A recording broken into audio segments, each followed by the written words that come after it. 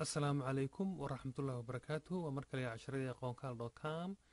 عشرة أنا كوسابسن ويب ديزاين كبرى في الصومالي عشر كني وكيسي كواد حضر أنتنا دحقلنا عشرة كوسابسن ويب اسمها ويب سيركا أما نقشدين ويب سيركا والله سمعني موقالك جود marka hore khaanad ayaan ka samaysanaa kombyuutarka ama folder taas aan ku xiran doono dhammaan faylasha ku saabsan dhismaha website-ka aan ugu talagalnay marka waxaan ka sameynayaa document markaas waxaa samaysaa khaanadda magaca rabto la baxa ama halka ka samaynaysaa waxaa leedahay new folder marka waxaan u bixiyey aqoonkaal khaanaddaa sii dhexgal marka waa faaruq waxaan haysanaa marka khaanad faaruq ayaan haysanaa hadda maaragtay taasoo ku xiran doono faylasha marka waxa ugu horeeya ku xiran doono waxa faylka loo yaqaano index.html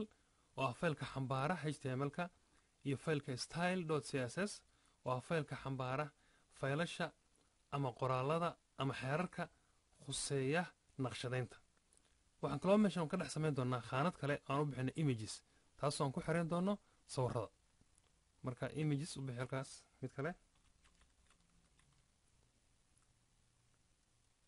intaas markay diyaar ku tahay la soo bax markaa notepad plus plus sidaan casharadii hore ee hordhaca ahaa ku soo aragnay waxaan isticmaali doonaa notepad plus plus waxaad isticmaali kartaa notepad-ka caadiga ah laakiin kan ayaa ka yaraha wanaagsan waayo wuxuu leeyahay tiro soo ma jeedo tiro dhinac bidixda ah oo ku tirinaysa bog ama sadarkaa joogtid si haddii aad u khaldantid aad markaa dib u sixi kartid marka waxaan ku bilaabaynaa marka ugu horreysa waxaad tahdaa file save as khaanadaadii tag marka aad u baxsatay aqoonkaal baan u bixiyey halkaa marka waxaa ku save garaysaa index .html waxaana ka dhigtaa markaa html ka dhig html soo ma jeedo html baa ka dhigaysaa markaas meeshaan hoose markaas waxaa leedahay save waxaa kuu save garaysa marka file index ah waxaad tiraahdaa markale new de file save as waxaad u bixistaa marka kan style .css meeshaan style ka dhig marka cascading style sheet waa kana mujida css save de waxaa marka hadda inoo ku jira haddaan agno khaanadeennii waxaa inoo ku jira labada file iyo khaanad kaleeto oo images ah waan ku xiran doonaa sawirada wuxuu sawir aan u baahano waxaan haysanaa markaa notepad plus plus oo faaruq ah iyo khaanadeennii oo aan ku xiran lahayn waxaa soo diyaarsaa markaas browserka saad u eegto website-ka suu ku soo baxayo browserka markaa furatid waxaad tiraahdaa markaas control oo saa u furtid faylkii indexka ahaa faylka indexka wuxuu ku jiraa aqoonkaal indexka furo markaas waxaad haystaa marka website cad waxba ku qornayn waayo hadda wax xeera kumaynaan qorin waxaan hadda halkaa ku haysanaa faylkeen labadiina fayl oo diyaari noo ah waxba ku qornayn iyo browserkii oo noo khale ee noo ah ama waxba inoo ku jirin halkaasaan ka bilaabaynaa marka casharka koowaad waxaa marka hore naqaanaa xeerarka html-ka qaabka loo qoro oo guud marka html-ka waxaa lagu bilaabaa doctype oo saa loo qoro markaasaa la qoraysaa html markaasay xiraysaa ishii marka waxa weeyaan waa calaamad cajaayib doctype oo document nooca ay noqonaysaa nooca documentigana marka maxaa weeye html markaasaa qoraysaa xeerarka html-ka html waxaa ku dabaraysaa markaas html waxaa ku xijinaysaa markaas head waa ku dabartay head dhexa marka waxaa ku qoraysaa cawaankii oo ah title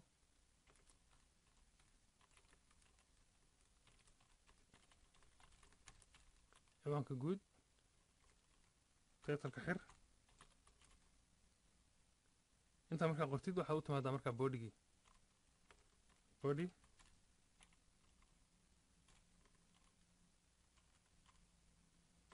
xaggoos ka markaa bodiga marka waa kana qalfoofka guud ee html-ka waxa weeyaan waa html oo ku bilaabanaysa iyadoo dabarkeeda wata waxa ku xiga head oo dabarkiisa wata waxa ku xiga title oo dabarkiisa wata iyo body marka bodyga waa meeshan ku qori doono dhammaan xeerarka ka soo baxaya website-ka headkana waxaan ku xiriirinaynaa naqshadii waan ku xiriirinaynaa marka naqshada qaabka loogu xiriiriyo maxay tahay waxaa lagu xiriiriyaa link ku xiriirin way moogtahay nooca marka linki wuxuu noqonayaa rel ama relative equal style sheet labadii bilood firgula xir href equal style waa magacaad u bixisa styleka markaas waxaa qoraysaa waxaa la qori karaa haddii loo baaho haddii la rabo type oo ah nooca text laakiin bacdamaan hadda qornay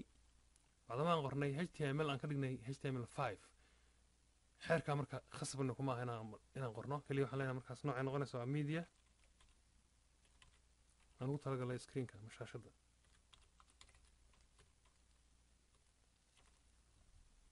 xeerkan ka hadlaya haddaan aanan qorin wuxuu ahaa haddaan qorno sii soo qorno kanoo fidi type text ama css marka hadda waxaa suu kana xiriirsan faylka indexka ah iyo faylka styleka ayaa isuu kana xiriirsan styleka hadda waxba inaan kuma qornaa kana waxba inaan kuma qornaa weli waxba kuma inaan qorin ma garatay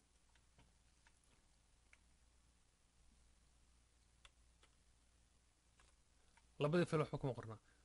marka markaad dhammaysid qoraalka hadda waxaad tiraahdaa save browserkaaga fiiri refresh weli waxba kama soo bixin halkan waxaan ku qornaa ka soo bixi doonaa haddaan ku qorna hadda fiiri paragraph tijaabo waxaad tiraahdaa save waa meesha tiraahdo refresh tijaabo ka soo baxaysa marka wax alaal wixii inta lagu qoro ama dhexdan boodiga lagu qoro waxay ka soo baxaysaa shaashaddan ka soo baxaysaa browserka ama websiteka waa meesha laga akhrisanayo intaa isla fahmnaa malaynaya marka naqshada webka loo sameynayo waxaa ugu horreeya aan soo aragnay hordhaciisaan ku soo aragnay in marka hore qalin warqad la qaato tusaale ahaan kadibna lagu sawiro noocii muuqaalka oo kusoo baxay websiteka adoo waa taqaanaa marka aad imaanaysid xeerarka qoraysid html-ka marka hore ayaa taqaanaa muuqaalka uu kusoo bixi doono ama qaabka uu kusoo bixi doono marka waxaan rabnay muxuu ahaa website saan buu ahaa midabkan leh ama qaabkaa leh marka taas waxaan inoo ka duulaynaa wuxuu ka kooban yahay qayb sare oo ah madaxii meeshaan u bixin naaf ama waxa weye meesha laga hago dhinaca midig dhexda iyo hoos iyo backgroundka gadaal derbiga dambe midabka ah marka hadda waxaan haysanaa qalfoofkii guud ee html-ka aan samaysano qalfoof inoo ah xeerarka css marka css waxaan ku bilaabaynaa body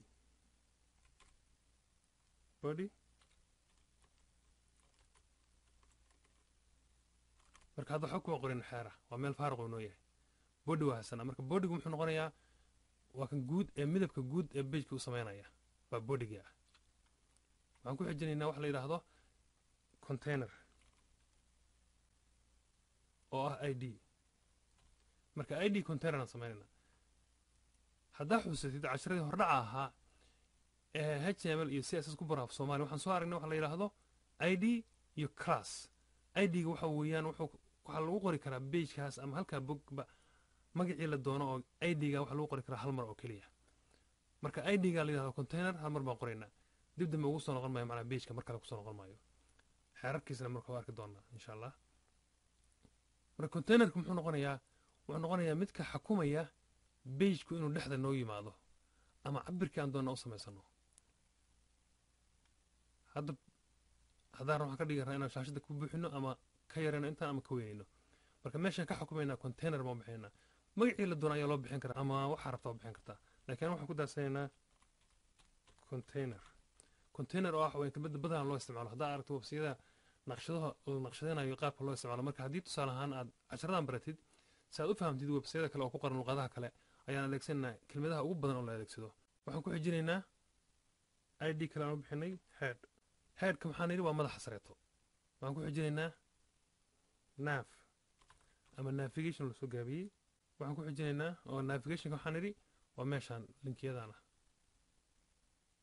kadibna contentigu waa qoraalkan dhexda ku qoran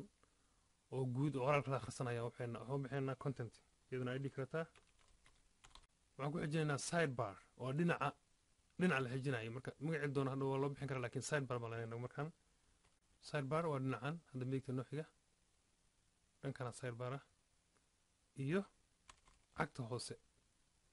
oo aan u bixinayno footer marka waxaa tadaa safe websitekeeni markaan kusoo noqo refresh dheh waxba iskama bedelin maaragta wax iska bedelaya ma jiro hadda waayo wax xeera inuu kuma qoran meeshaan waxay noo hayaan boos celis bay noo yihiin maahaane waxbana kuma qornaa tusaale ahaan saa u aragtid inay xeerarkan macno samaynayaan waxaa rabnaa darbiga guud ee bejka dhinaan ka dhigno casaan tusaale ahaan waxaa leedahay marka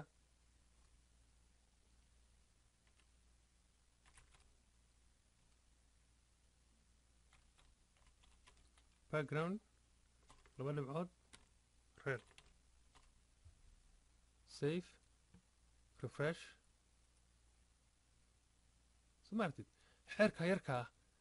ayaa ka dhigay midabkaas marka haddaan rabno meeshaan waxaan ka dhigi karnaa saan soo baranay xeerarkii lixleyda ahaa oo ahaa ff ever oo soo saaraya midabkaas casaanka ah haddii la rabo in laga dhigo midabka laga bedelo kan baa laga bedelayaa ffta ugu dambaysii muxuu noqonayaa blue waxaa ka dambaysiisa haddaa rabtid dhexda gey ffta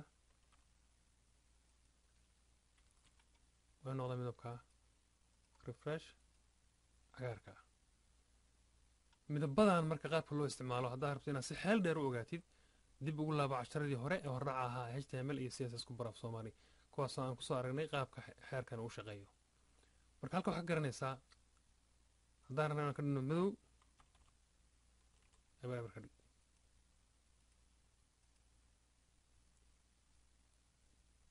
marka midab la akhrin karo hadda waxaan u daasanaynaa midabkeena caddaankaan u daasanaynaa hadduu midabku ka kooban yahay 6 xabo 3 baa laga soo qaadi karaa halka waxaa kaga soo baxay sida boodiga guud midabkiisa looga xukumi karo qaybta boodiga ah marka boodiga waxa weeye waa qalfoofka guud ee pageka ama bogga ama baalka casharkan hordhaca waxaan kusoo baranay sida loo sameynayo khaanadii aan ku xiranay labadan fayl oo ah index iyo css iyo khaanad aan u bixinay images oo aan sawirada ku xiran doono kadibna waxaan sameynay file indexa